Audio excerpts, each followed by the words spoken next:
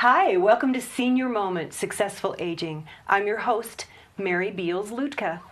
I'm the Area Agency on Aging Director with NACOG, and you can reach us toll-free at 877-521-3500.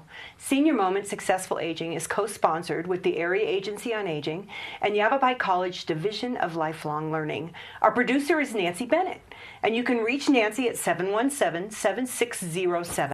Give her a call if you have suggestions about shows you'd like to see in the future, or maybe you have questions about today. So she would love to hear from you. Again, call her at 717-7607. I would like to welcome our very special guest, Lucy Hanson. Thank you. Welcome. Lucy, I understand you have a very special story to share with us today. And I want to start out with, how long have you been in Prescott and what brought you here? Well, I've been in for 22 years. We came here, my husband were here already in 1969 for a visit. I fell in love with the place. But we couldn't move in California. He had just started a business. We had 2 small children. And when I retire, we will come back. And we did. Oh, nice. We're happy to have you here. So I understand you grew up somewhere else, though, in California. Oh, yes. I was born in the Netherlands. Well, had a wonderful childhood because this is the 30s, although the times were not so good because it's the Depression like in the United States. But I had a very happy childhood. But something interrupted your childhood. When you were 10 years old, something happened that you'll never forget. Oh, that stays in your mind forever. We had heard about people talking and a certain man, Hitler, who was rising in power in Germany. Everybody was talking about, well, maybe there will be a war. But in the Netherlands, we were not very worried about it. During World War I, we had been neutral. And we thought we are in good shape. We are friends with the Germans. They are not going to attack us. Well, on May 10th, 1940, when I was 10 years old, I woke up in the morning, about 4:30, and the whole house was shaking. And my little sister and I, we thought, what is this? So we had our head against the window panes. We slept upstairs, and we were going like this. And Mom comes running up the stairs and said, "Get away from the windows, it is war." Well, we didn't know what war was. There was no television. I'd never seen what war could be. Yeah. So that's when World War started. I can't even imagine. Stay in your house, or did you have to leave? No, we stayed in our house. And far away from the border. They just walked over the border, you know. And we were, far away. According to American, it was not far away. But there was no fighting in my. Only the shaking of our house was caused by bombing the airport Schiphol at Amsterdam. And we were only about, maybe 25 miles south of there. So that's what caused our house to. Oh my gosh. Now you did get to go to high school in the Netherlands, but it was a little different because of the lack of books. Oh yes. Oh, that was, we went to school normal. And we were so glad to get a new or some paper because during a war, not only war that people fight each other, there are people in that country. And since there was war, the ports were closed. Nothing came in. So we used up what we had. So pencils and we didn't have. And I in 45, so there was no time to go. There was no idea of going to college because it was burned. Burned? So they even burned books in the... Yes. Oh my God, I can't even imagine what we take. So it said you took some secretarial courses? Yes. In England? No, in Holland. In Holland, okay. But like working in an office. It's No, but No. as I tell so many students now, when you go to high school in Europe or in you have to take French, German, and English. You have to. Besides Dutch, and then of course there is. So when I hear children in America say, "Oh, we have such a difficult time in school. We have no time for anything." Well, what do you think we had with 3 foreign languages? I can't even imagine. I can't even imagine. But that was very important because Holland is very small. It's maybe only 90 miles wide and about 130 miles long. If we would go, let's say, 90 miles from my home, already in Germany. Or if you go for 3 or 4 hours in a car, you are in Paris. And in those days, you had to speak French because not the world language in those days.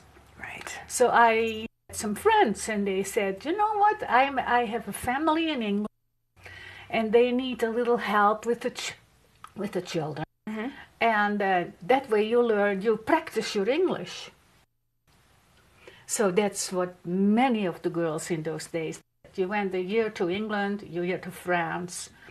We didn't want to go to Germany. We had heard enough of German. Mm-hmm. Yeah, I bet you had. I bet you had. So, and you also worked in Spain, you said. Yes, I had to go to Spain. All 3. Because the weather in Holland is not too pleasant. It rains every day. Does it? And then I had lived in England for a year. It rains every day. So I had it. So when somebody suggested we come to Spain, my girlfriend and I just were brave enough, and we went, and I took classes, so I knew the grammar. I know how important it is that when you learn a foreign language, you have to know grammar, otherwise you talk like a little kid.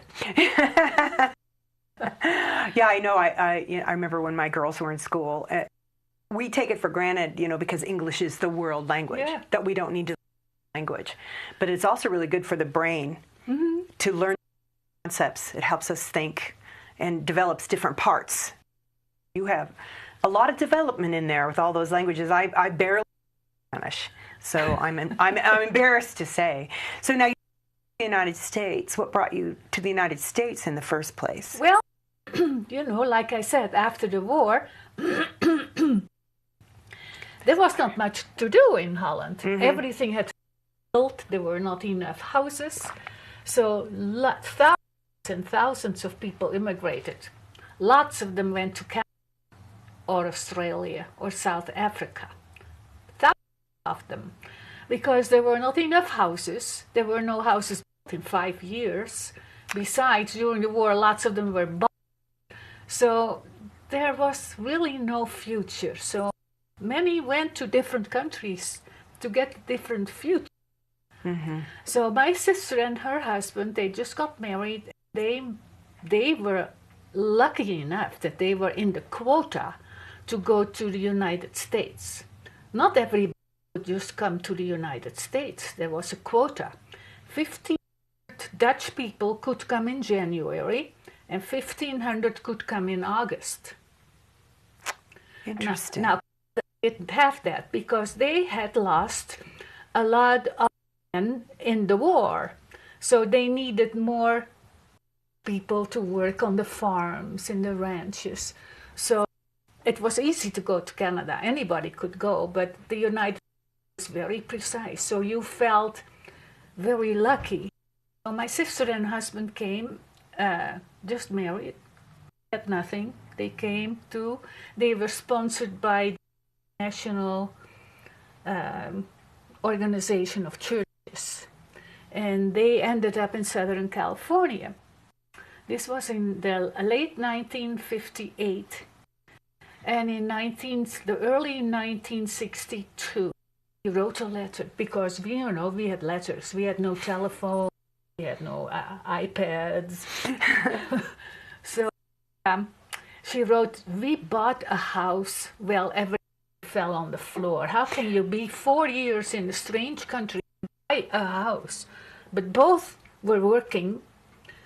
jobs they really didn't like, but at least they made money and they could buy a house. They had bought a house. So I wrote a letter and I said, what? You want me to come and help you pick out the drapes and the carpeting? And oh, she was so excited. Oh, when are you coming?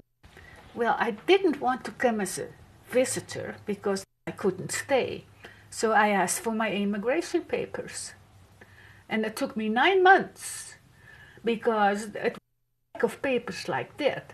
Nobody in the family could be of the Nazi or the Communist Party. Nobody had been in jail. Like that. So you had to go to the doctor and get a clean bill of health. Oh, they were very strict.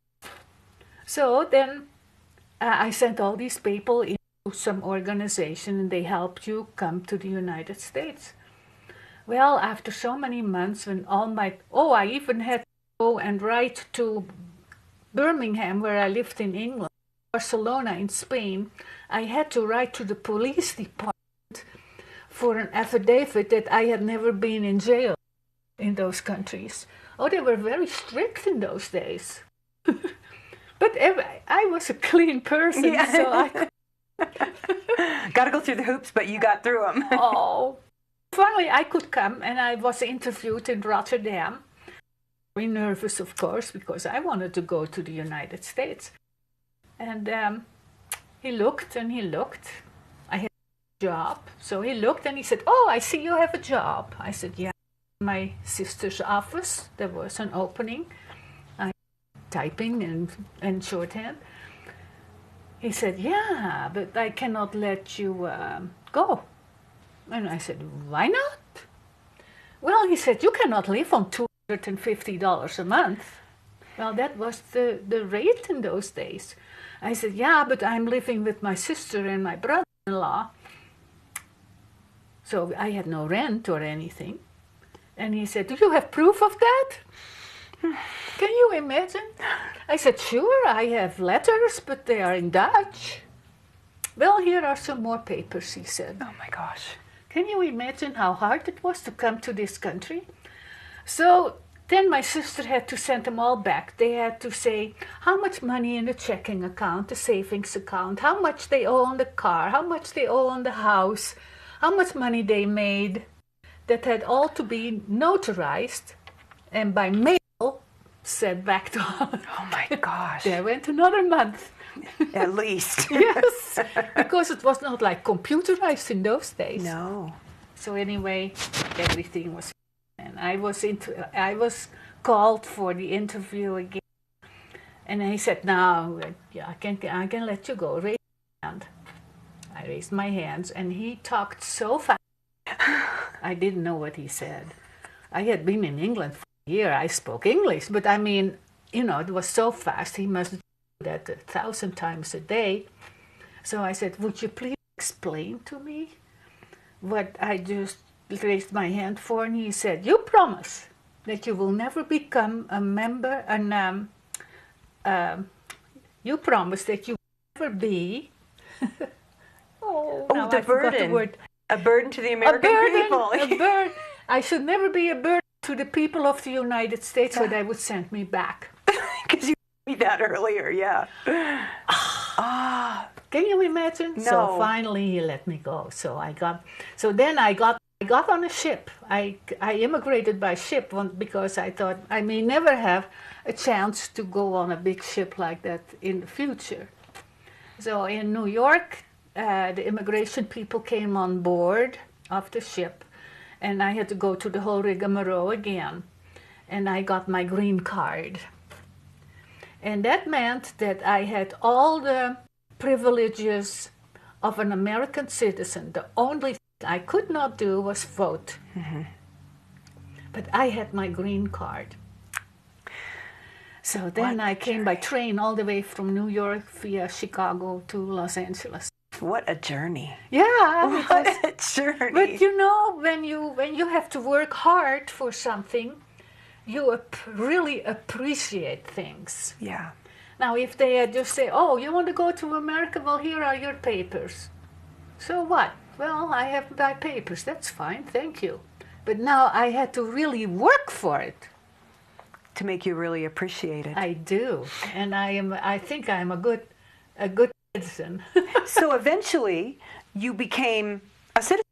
Oh yes. You know, because you ended up getting married in California. Yeah, I found my husband in California, married and had 2 children. But what me started thinking of an American citizen was I would take my children to meet their grandparents in Holland.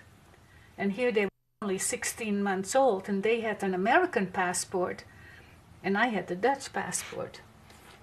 And I thought, this is kind of crazy. So I decided to become an American citizen in the bicentennial year, Yes. 1976. Yeah. Yeah, it was a big decision. You know, it is just not that, oh, well, you really have to think things over, because you love your country.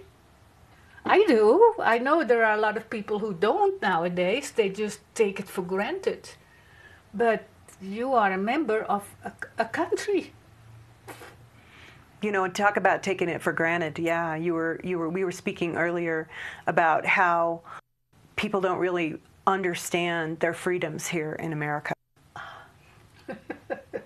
People have no idea. When you have had freedom all your life, you don't know any difference. But I lost them, because when Hitler came into my country, the first thing he did was, and you have to obey the laws, because there were German laws now. We had to bring all our radios to the schools, because he didn't want us to listen to Radio England or Radio France or Radio Norway. In those days, you heard your news from the radio. Many people didn't bring their radio. They hid it in the house under the floor or in a cabinet. And the next thing was, now Hitler needs money. And in those days, we all had silver, real silver money. You had to go to the bank and take your silver money, and then you got paper money or zinc money back. Well, my grandfather said, over my dead body. And I'm wearing something today I haven't shown you yet. These are the silver dimes that my grandfather did not give to Hitler for the war. Wow. He had a bracelet made, because I was the oldest granddaughter. And I wear it a lot, and it is a subject of, talk. People ask. And I tell them, well, if some strange people come in your country and tell them you cannot have this and you cannot have that, and they rule your life, it's a horrible feeling. And again, I could not imagine. I mean, I was born and raised here, and the things that we take for granted, and just like you said, even when you have your green card, you can't vote. Mm-hmm. And that is such a privilege and an honor to be able to vote and have a say, exactly. Even though we get disgusted with the system sometimes. But it's our right and our honor. Exactly. And our duty. Exactly. To speak up. And I can't imagine, especially as a young girl, having someone take my radio. It seems like a simple thing, but... And the silliest thing, then a month later, we had to bring in all the brass and copper items in our house, because nothing was imported in those countries because there was war. But he had to make cannons and cars, and so everything that was brass or copper, you had to bring to the school again. And they kept track. When you didn't bring enough money to the bank, they would say, didn't you have more money? Oh yeah, everything yours. We could move without the authority saying it was okay. I keep saying that over and over, but I can't imagine. Now, the worst part of the war that I remember was the hunger. Mm. And I tell that so many times to the children. There are people living in those countries where there's war. So I feel so sorry now for the people living in Syria and in Iraq, because there are mothers living there with children. But nothing is coming in those countries for food or clothing or anything. You had to, and it's 5 years long that nothing is coming in. No food came in. No food came in. We had to go and, grow our own. You did your own garden. We had a garden in the front yard and in the backyard. And then when it was really, really bad, there were still some farms around. So my mother would go on her bicycle without any tires. She would go from miles to the farms and exchange her nice table linens or her silverware for some oats or a few eggs or a piece of bacon to barter, because money had no value. And that went on for 5 years. Yeah. I can't imagine. And look what we throw away here. That hurts me. You have no idea. That hurts me so much. When I see that people put so much food on their plate and they eat half of it, and then I think, oh, how terrible. Why don't they give smaller portions? So we're spoiled. Oh, yeah. We're very spoiled. Even just the paper and the pencil thing. It's funny because when I first started working at the Area Agency on Aging, my former director was elderly, and she taught me to use both sides of the adding machine paper. Yeah.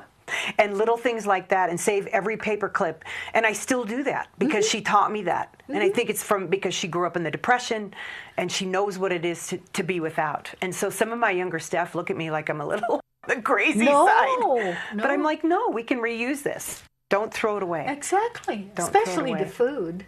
Yeah. And then to live, for instance, with no electricity. How would you live without electricity or gas?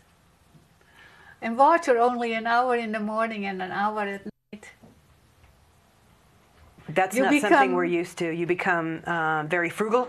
Very. I am super frugal. Are you? People laugh at me because my son many times says, Mother, it's not war anymore. But it's true, true. There's so much waste nowadays. But I have learned, and I think going through a war is not a pleasant thing. But it makes you a different person. Yeah, I can imagine. Just even thinking about it and talking about it makes you more aware, and hopefully our listeners more aware of what you went through and what people are going through now in other countries. And be aware of what's going on in the world, that it doesn't happen to our beautiful country. Yeah, be aware. And back to the freedom thing, how many people have brought us to where we are, and how many times we forget that.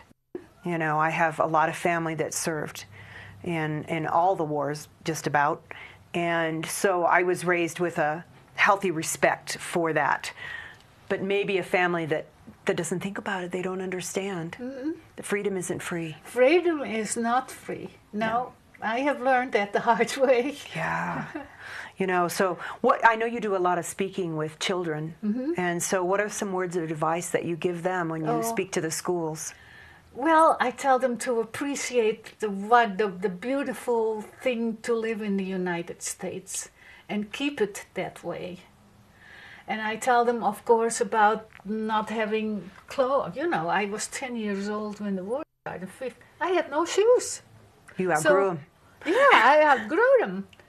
My first coat after the war was made out of an American Air Force blanket. And the inside, because in those days you had linings, was an orange parachute. And I wished I still had that coat, because that would be something to show around. Yes, it would. But I don't have it. It is so long ago. Yeah. But to appreciate the freedom and keep it that way. Don't let anybody tell you what you can and what you cannot do. Think for yourself. Yeah. And the children are very appreciative. I got lots of thank you notes. Thank you for coming, Mrs. Hanson. We did not know that this happened. See, it's not in the history books. I remember my daughter went to high school And she said, Mom, we have no history books. And I said, oh, let me see what they write about World War II. Half a page. Half a page. Half a page on World War II, which was so important because it was only not the Germans who were fighting in Europe, it was the Japanese fighting in Asia. Mm-hmm. It was the whole world. It was the whole world. And if we know our history, it helps us move forward and hopefully not make the same mistakes. I have no answer to that. I know, no, it's very rhetorical. Yeah. But it's like, if we don't know our history and we don't take the time to learn that history, how can we move forward, not knowing from where we came and what it took to get us here? And to realize that war is not what you see on television with the planes flying over with rockets and people shooting.